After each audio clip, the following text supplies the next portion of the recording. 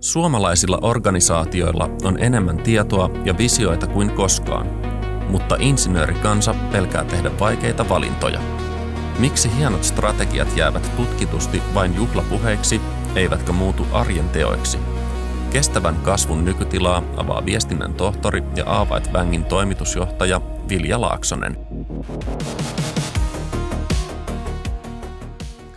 Tervetuloa mukaan Kasvukattaus-podcastiin. Tänään me pureudutaan tämän sarjan ehkä vaikeimpaan aiheeseen, kasvun paradoksiin. Olkoon tämä nyt sitten vaikka tällainen amuse-bouche, kylmä, oikeinkin kylmä alkuruoka, koska meillä on tieto pöydällä, resepti siinä vieressä, mutta silti keittiössä on vähän hiljasta. Mulla on tähän alkuun oikeastaan lämmittelykysymys sulle, Vilja, että ihan tämän kestävän kasvun nykytilatutkimuksenkin valossa, niin mikä sun mielestä on johtajalle, suomalaiselle johtajalle tärkein viesti tänään tässä ja juuri nyt? Eli lähdetään heti niin kuin koviin kysymyksiin. Kyllä, suoraan syvään päähän. Niin, no se on hyvä lähteä. Kato niin kuin heti kevyet siitä alta pois. Kyllä mä sanoisin, että se yksi keskeisin asia on valintojen tekeminen ja myöskin, että tehdään näkyväksi, mitä ei valita. Älyttömän yksinkertaista, mutta samaan aikaan tosi vaikea muistaa, systemaattisesti tehdä arjessa. Kyllä vaan.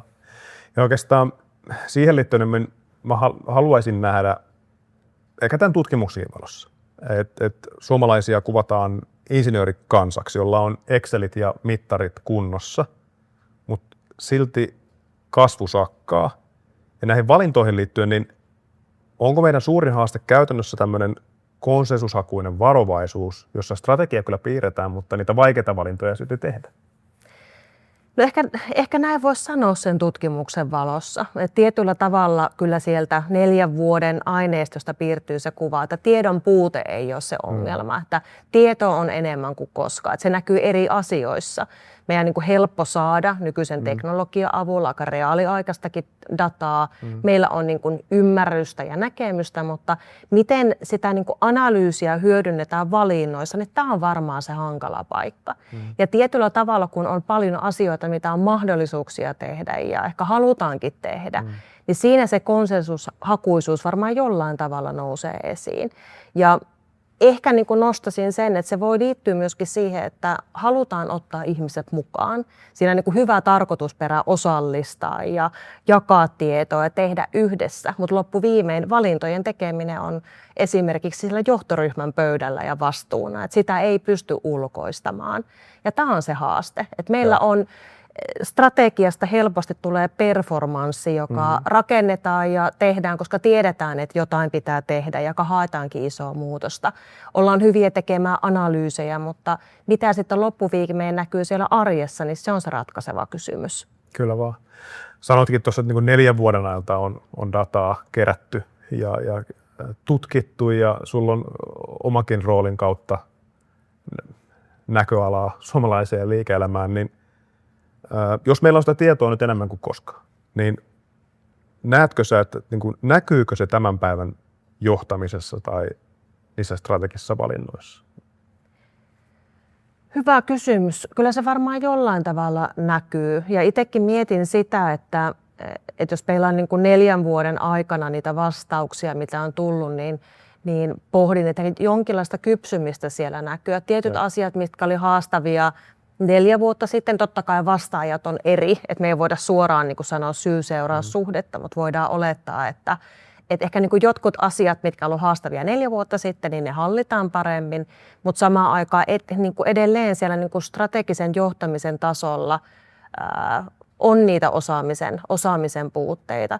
Ja voi olla myös, että meidän markkina on koko ajan vähän kompleksisempi tavallaan, että tämäkin haastaa ja vaikuttaa, että vaikka kyvykkyys olisi samaa kuin aiemmin, niin tietyllä tavalla vauhti on vaan kova, että tämä tekee siitä vaikeaa. Joo. No siis tutkimuksessa, jos nyt muistan oikein, niin strategia ja sen ymmärtäminen koettiin heikoimmaksi osa-alueeksi. Ja miksi strategia sitten jää juhlapuheiksi tai niin hienoiksi slideshowksi tai tämmöisiksi juhlajulkaisuiksi, eikä niin kuin muutu selkeäksi suunnaksi siinä yksilön työssä. Mikä siinä, tätä on tuloksia kun kävin läpi ja näin poispäin, niin se kysymys vaan jää tuohon pöydälle se reseptin viereen, että miksi se menee näin, että meillä on tämmöisiä juhlapuheita ja ne ei sitten näy siellä arjessa. Voinko mä heti sanoa, että jos mä tähän niin heittäisin nyt silleen aukottoman vastauksen, niin mä veikkaan, että meidän heti nämä katselija- ja kuuntelijamäärät niin nousis pilviin. Kyllä. Eli ehkä koitan tällä sanoa, että haastavaa on, että meillä niin ei ole sitä, että ei ole yhtä hopealuotia, ei ole yhtä ratkaisua. Mutta kyllähän se näkyy siinä tämänkin tutkimuksen valossa, että me niin kun on se ymmärrys siitä, että millaisia asioita strategiassa pitää huomioida. Tavallaan että ehkä semmoinen niin analyysiosaaminen, niin tämähän on hyvä asia, että sitä on. Mutta sitten se rajausvalinnat, poissulkeminen, miten se kirkastetaan selkeäksi viestit työyhteisön suuntaan. Työyhteisönhän pitäisi osata vastata kysymykseen, mitä meidän pitää tehdä ja mitä meidän ei pidä tehdä. Ja jollain tavalla ehkä tässä tulee se niin kuin ristiriita tai kuilu, että miten me kytketään se iso kuva sinne arkeen. Että niin kuin sanoit, että moni strategia näyttää paperilla hyvältä, mutta sitten se toteutus siellä ontuu. No. Ja jos nyt tässä lähtee vastauksia tai ratkaisuja etsimään, niin kyllä mä nostaisin esiin ekana sen valintojen kirkastamisen. Että miten me varmistetaan, että me itse vaikka johtajina, johtoryhmänä, esihenkilö, että meillä on vastaus siihen, mitä me tehdään, mitä me ei tehdä. Ja sitten meillä on riittävän kirkas viesti myöskin sinne työyhteisön suuntaan. Eikä vaan viesti, vaan tilaa ajatella, mitä se meille tarkoittaa. Onko tämä siis enempi rakenteellinen muutos vai ajattelutavallinen muutos? Varmaan sekä että. Että tuolla, kun mä kävin noita vastauksia läpi, niin 4 vuoden ajalla siellä näkyy systemaattinen ero siinä, että miten vaikka toimitusjohtajat ja esihenkilöt arvioi sitä organisaatioarkea. Ja jos tässä nyt vetää vähän linjoja suoriksi, niin voidaan nähdä lähtökohtaisesti toimitusjohtajat arvioi sitä arkea myönteisemmin kuin taas esihenkilöt. Ja voidaan nähdä tai olettaa, että tässäkin näkyy tietyllä tavalla se arjen ristiriita tai tasapaino. Esihenkilöt näkee ne kuilut, haasteet siellä arjessa eri tavalla. Heillä on erilainen tarttumapinta asiakaskeisseihin tai tiimin kysymyksiin tai niihin asioihin, mitkä jää epäselväksi. Ja tämä kuilu, mä sanoisin, että siinä varmasti on jotain rakenteellista. Se ero on tilastollisesti merkitsevä ollut 4 vuoden ajan. Että se ei ole yksittäinen havainto tai mielipideasia, vaan se on tutkimuksen perusteella todettava fakta. Joo. Tuohon painekattilaan me itse asiassa vielä pureudutaan tässä meidänkin sarjassa siihen esihenkilöiden rooliin siellä kasvun juurruttajina ja mahdollistajina. Niin käännän ehkä katseita sitten siihen ihan, että mitä tutkimuksesta havaittiin strategioista ja nimenomaan kasvusta siellä ja niistä tavoitteista, niin aika pieni osa tavoittelee tämän viimeisimmän tutkimuksen valossa. Pieni osa tavoittelee voimakasta kasvua. Onko tässä ihan aito riski, että me vaan ei olla riittävän rohkeita? Kyllä varmasti on. Ja sinällään täytyy sanoa, että samanlaiset nostothan tulee vaikka tuolta PK-yritysbarometristä ja muista tavalla, että se, että millaista kasvua haetaan, niin siinä ei niin kuin merkittävää eroa ole, vaikka niin kuin meidän tutkimuksen valossa peilattuna sitten muihin löydöksiin. Mutta se, mikä niin kuin on samaan aikaan kiinnostava havainto ja iso ehkä aito riski on se, että jos peilataan tutkimuksesta esiin nousseita investointiodotuksia, niin niitähän siellä oli. Ja tämähän on myönteinen asia. Että huolimatta siitä, että ympärillä maailmalla tapahtuu paljon ja koko ajan, niin halutaan investoida ja uskotaan siihen, että meidän kannattaa panostaa työntekijäkokemukseen ja asiakaskokemukseen. Mutta se ristiriita tulee siitä, että enää samaan tapaan ei nähdä, että ne investointiodotukset näkyy siellä kasvussa. Eli meillä on investointiodotuksia, mutta ne ei näy siellä niin kuin kasvun odotuksessa samalla tavalla. Indikoiko tuo jotenkin sitä, että meillä ei ole kykyä niin kuin uudistua tai että vaan niin kuin pusketaan samaan paikkaan, mutta sitten eikö siinä nyt kuitenkin kasvun ja uudistumisen välillä aika selvä yhteys? Kyllä. Vaikea sanoa tavallaan, että tästä mä voin sanoa, että tutkimus näin sanoo, että mä voin olettaa tai tulkita, mutta että kyllähän se niin kuin jotenkin ennustaa sitä, että me ei uskalta nyt rajata jotain pois tai uudistua riittävän nopeasti. Ja aivan varmasti myöskin osaltaan esimerkiksi teknologinen murros ja tekoäly haastaa meitä tässä. Kyllä. Että tässä hetkessä pitäisi pystyä tekemään niitä selkeämpiä rajauksia taas kerran, mihin me satsataan ja viestiä jakaa, ottaa työyhteisön mukaan myöskin siihen työhön. Toinen cliffhangeri vielä tästä, että tekoälystäkin tullaan keskustelemaan. No niin, kuulostaa loistavalta. Että miksi sä jää yksin tässä kasvun matkan varrella. Mutta hei, sitten niistä resursseista. Eli se oli aika, mun silmin ainakin koen, että se oli aika hälyttävä signaali, että niihin strategisesti tärkeisiin toimenpiteisiin, on ne nyt sitten mitä vaan siinä organisaatiossa, niin niihin ei varata riittävästi resursseja ja voisi sanoa, että taloudellinen painekin siellä ajaa sitten tiettyjen arvojen ja niiden valintojen päälle justiinsa, niin onko sun mielestä strategiapuhe tämmöisessä, onko se niinku sit vaan niinku viherpesua, jos johto ei uskalla laittaa euroja ja aikaa ja rahaa sinne, missä sitten pitäisi sen strategisen työn näkyä? Taisi ainakin raflava nosto, jos mä voisin sanoa, että strategiatyössä näkyy viherpesua. Mä ehkä sanoisin, että siinä ennemminkin näkyy sitä, että me ei uskalleta rajata taas kerran. Että koitetaan tehdä liikaa. Että jos miettii, että me helposti tartutaan asioihin, ehkä hyvääkin tarkoittaa, että mitä pitäisi kehittää, mitä pitäisi viedä eteenpäin. Mutta sitten samaan aikaan jokaisessa organisaatiossa tulee rajat vastaan, että ei voi tehdä kaikkea samaan aikaan. Ja tämä näkyy varmasti siinä, että miten työntekijät kokee, että strategisesti tärkeisiin asioihin varataan sitä resurssia. Se on vuodesta toiseen ollut heikoimpien vastausten joukossa. Ja jotain kertoo se, että kun erikseen arvioitiin näitä niin kuin parhaimpia organisaatioita, niin siellä se kokemus oli vahvempi kuitenkin. Joo. Ja voidaanhan me ehkä arvella, että siellä ehkä on enemmän resursseja tai sitten se on kohdennettu eri tavalla. Tämähän ei tarkoita pelkästään euroja, vaan vaikka aikaa. Että niin kuin millaisen painoarvon eri asiat saa siellä kalenteritalkoissa aidosti. Puhutaanko, että tämä on tärkeää, vai näkyykö se myös siellä niin kuin kalenterin tasolla? Niihin parhaisiin top 10 yrityksiin meidän pitää pureutua vielä tässäkin sarjassa kyllä. Että mikä on tavallaan se oikea resepti sitten, että miten tehdään vähemmän, mutta yhdessä.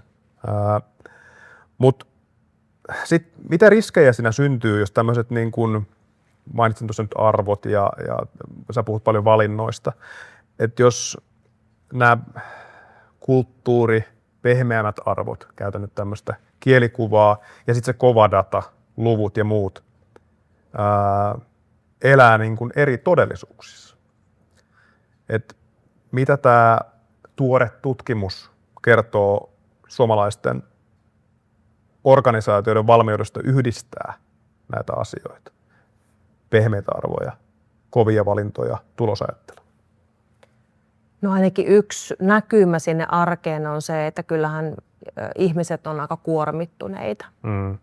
Ja se varmasti osaltaan liittyy myöskin tähän, että onko se tulospaine, onko se muutospaine, onko se ihmisen kyky, että mikä on meidän valmius ja mahdollisuus nopeaan muutokseen, että mitä se niin kuin tarkoittaa tai vaatii meiltä, että onko se tämä ristipaine, mikä tällä hetkellä siellä näkyy.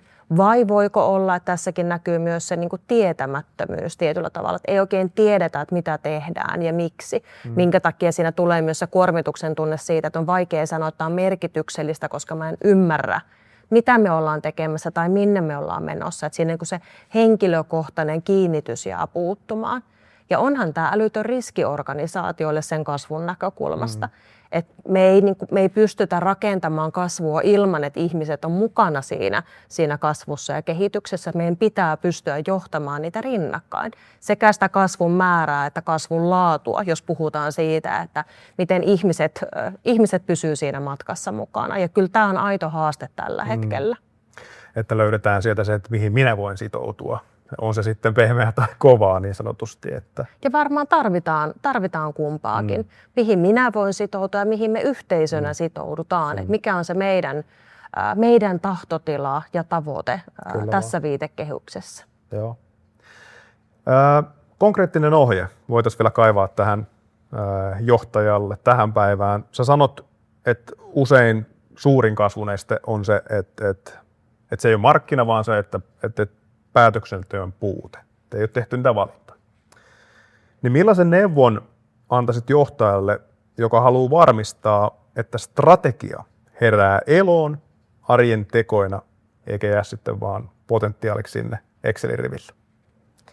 Jos sopii, niin mä aloitan ihan tiivillä taustatarinalla. Saatana. Ja tässä varmaan itsekin on sekä tutkijan roolissa että johtajan roolissa. Ja tutkijan roolissa on helppo sanoa, että data sanoo näin, ja johtajan roolissa niin kuin näkee sen kompleksisuuden siellä arjessa.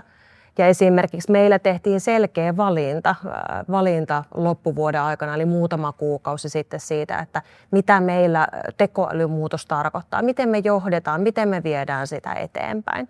Ja tietyllä tavalla ei menty kuin 2 kuukautta eteenpäin, että mä aloin kuulla, sanonko, vähän niin kuin hälyä työyhteisöstä. Esihenkilöthän siinä on tärkeässä roolissa, että tavallaan pitää mahdollistaa se kuulluksi tuleminen sieltä, mikä antoi viitteitä siitä, että se meidän kirkas valinta ei enää ollut niin kirkas siellä arjessa. Ja tämähän on tosi normaalia. Ja tästä näkökulmasta mun eka vinkki on se, että se kuuntelemisen mahdollisuus pitää olla. Johdolla ei aina ole sitä näkymää, että miten se strategia juurtuu siellä arjessa. Pitää olla hyvät käytänteet varmistaa, että työyhteisö tulee kuulluksi, mahdolliset epäkohdat nousee esiin, koska silloin niihin voidaan reagoida. Toinen nosto olisi se, että silloin kun reagoidaan, niin tehdään se selkeä valinta. Pitääkö laittaa raksit jonkun projektin päälle? Me ei enää tehdä, tämä ei niin kuin etene, ei jätetä roikkumaan sitä. Ja samaan aikaan myöskin viestitään selkeästi, että mitä me ollaan valittu. Niin näillä mä alkuun lähtisin. Eli kuunnellaan, ymmärretään se pulssi, tehdään ne valinnat ja myöskin ne rajaukset selkeästi ja lähdetään sitten yhdessä työyhteisön kanssa viestimään vuorovaikutuksessa näitä asioita eteenpäin. Hyvä loppuyhteenveto, miten me lähdetään kasvun paradoksia taklaamaan, kuunnellaan ja tehdään oikeita valintoja ja ollaan pulssilla, eli ei vaan nojata asioihin, mitkä ei sitten välttämättä toimi sen ajan kuluessa. Hyvä. Kiitos sulle myöskin siellä kameran tai kaiuttimen toisella puolella, kun jaksoit tähän asti. Tämä oli Kasvukattaus podcastin ensimmäinen osa ja tulevissa jaksoissa pureudutaan syvemmälle vielä. Miksi tekoäly on jäänyt yksin, miksi esihenkilö on painekattilassa ja muita teemoja, mitä tässä Viljan kanssa nousi ensimmäisessä osassa esiin. Nähdään seuraavalla kerralla. Kasvukattaus on podcast kestävästä kasvusta, johtamisesta ja työelämästä. Kiitos kun teit valinnan kuunnella tätä kautta. Nyt on strategisten valintojen vuoro, tekojen aika.